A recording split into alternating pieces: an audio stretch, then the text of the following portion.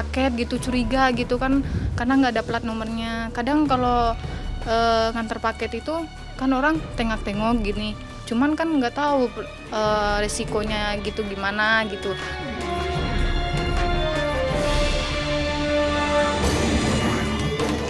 Ya kalau kita surat itu nggak penting, yang penting unitnya. Waspada licinnya pelaku curanmor yang bikin gempor. Lu tadi kok di polsek? Aku lu. Yang nyuruh lu ngambil siapa? Selalu waspada saat Anda memarkir motor di depan rumah, terutama jenis Matic yang menjadi tunggangan sejuta umat. Karena bisa jadi motor Anda sudah menjadi sasaran maling dan begal.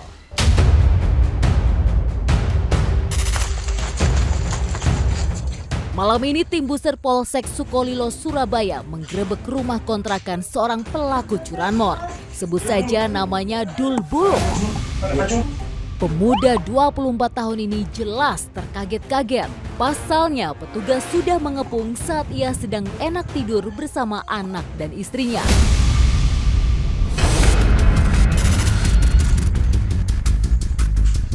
Kali ini Dul Buluk tak bisa berkelit. Ketika kamarnya digeledah, polisi menemukan kunci T, spion sepeda motor, dan sejumlah barang bukti lainnya. Akhirnya Dul Buluk mengaku perbuatannya. Usut punya usut. Ia sebelumnya telah menggasak sejumlah motor Matic di wilayah Surabaya dan sekitarnya. Tapi Dul Buluk hanyalah maling biasa dengan cara yang konvensional. Ia mengendap-endap dan memasuki halaman rumah warga yang diincarnya. Setelah situasi aman, Dul Buluk segera mengambil motor dan membawanya kabur. Nah, tahukah Anda jika para pencuri motor ini ternyata punya segudang cara untuk menjalankan aksinya?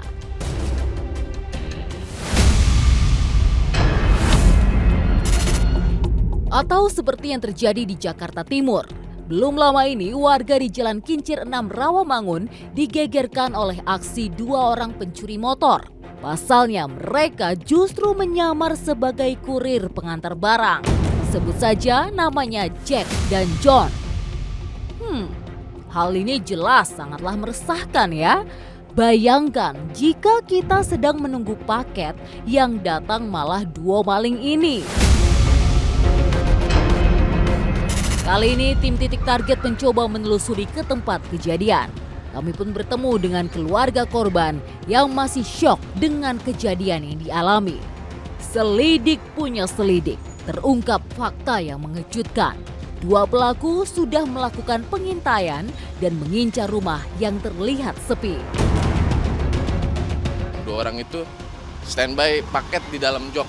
Di dalam joknya ada paket. Jadi yang satu sembari nunggu itu pergi, dia standby dulu di depan rumah itu. Nah, punya pergi, dia baru masuk. Kalau motor sih digembok, enggak, cuma emang kita kunci setang, kan standar di slot juga. Yang bikin warga geleng-geleng kepala adalah kenekatan Jack dan John. Bayangkan, para bandit ini berani beraksi di siang bolong. Padahal mereka memasuki kawasan permukiman yang padat. Ironisnya, tidak ada warga yang menyadari keberadaan Jack dan John. Alhasil dalam hitungan menit, kedua bandit kawakan ini sudah berhasil membawa kabur motor korban. Berarti singkat dalam 3 menit itu dia, begitu saya masuk berarti kan dia langsung ada yang masuk gitu. Gitu orang yang nyurinya itu ya. Mungkin kalau umpamanya dia kepergok saya, mungkin dia bilang mau nganter ini. Alamat cuman kan bisa beda. Bukan di sini Pak, mungkin begitu. Ini pikiran saya gitu mungkin.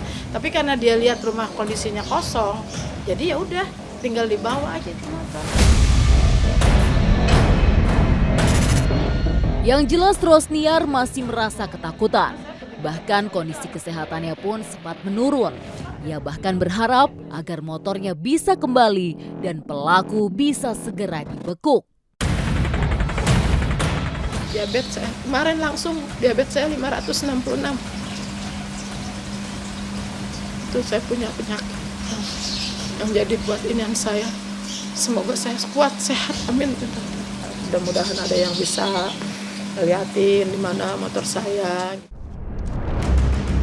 Sebenarnya keluarga Rosniar tidak tinggal diam. Berdasarkan rekaman CCTV, keluarga sudah berusaha mencari nomor kendaraan pelaku. Anehnya, nomor kendaraan yang dilacak justru menunjukkan jika motor ini pernah dicuri pelaku di tempat lain.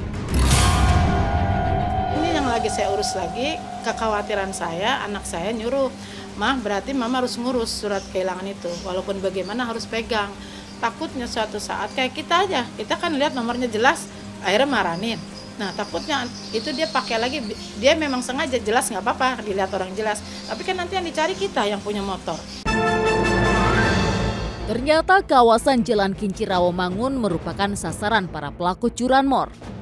Karena pada hari yang sama juga terjadi pencurian motor yang berjarak hanya 2 gang dari lokasi pertama. Kalau untuk keamanan kan kalau pagi nggak ada, adanya malam gitu kan. Malam dari jam 10 sampai pagi, kalau dari pagi sampai sore gitu nggak ada keamanan di sini. Sering. Makanya saya bilang memecahkan rekor sebulan 3 kali. Semakin merajalelanya para pencuri motor membuat warga nyaris putus asa. Karena patroli keamanan yang digalakkan di malam hari tidak efektif. Karena para pelaku justru beroperasi di siang hari. Kalau yang pakai masker kita harus curigain sekarang. Kita periksa, iya benar kita periksa gitu. Jadi yang pakai masker pasti dicopot. Nah harus dicopot, bener nggak? Biasanya kan kalau gojek online itu kan orang barangnya di itu ada boxnya ya. Ini nggak, itu benar-benar harus dicurigain. Nah, kalau sudah tahu gini bingung kan? Mau taruh motor di dalam tetap disikat maling. Mau patroli siang malam warga jelas gak kuat alias gempor. Coba kita tanya sama emak-emak yang terkadang punya ide-ide yang ajaib. Jadi curiganya itu kalau biasanya orang nganter paket gitu curiga gitu kan, karena nggak ada plat nomornya. Kadang kalau nganter paket itu kan orang tengok-tengok gini, cuman kan nggak tahu risikonya gitu gimana gitu. Cuman ya kalau kita nggak tahu ya udah kebobolan. Kadang-kadang yang kita khawatirkan gitu, takutnya mereka kita sangka saudara yang punya rumah atau gimana gitu. Itu yang sering terjadi. Jadi kadang kira ini tuh ponakannya tuh siapa gitu tuh, yang padahal kan itu kan. Berani, saya terakhir maling akan. Tentu ini penjagaan supaya lebih ketat lagi di kampung-kampung juga. Sebenarnya kemana para pelaku menjual motor hasil curiannya? Apakah motor dijual secara utuh atau malah dipreteli dan dijual secara terpisah? Kami pun menjumpai salah seorang mantan pelaku yang telah malang melintang di dunia para pencoleng motor. Sebut saja namanya Parjo. Setelah mengobrol beberapa saat, kami pun mendapatkan informasi yang mengejutkan. Di salah satu tempat daerah saya juga selalu ada gudangnya, Mas. Misalkan kita ngambil motor, nyuri motor nih, kita beli, kumpulin, dan terus kita terbang ke Pulau Jawa. Itu ada. Gudangnya nyewa atau gimana? Enggak, ada sendiri karena sindikat berkelompok kan, Mas. Ada yang punya tempat, ada yang punya uang, ada yang nyari barangnya.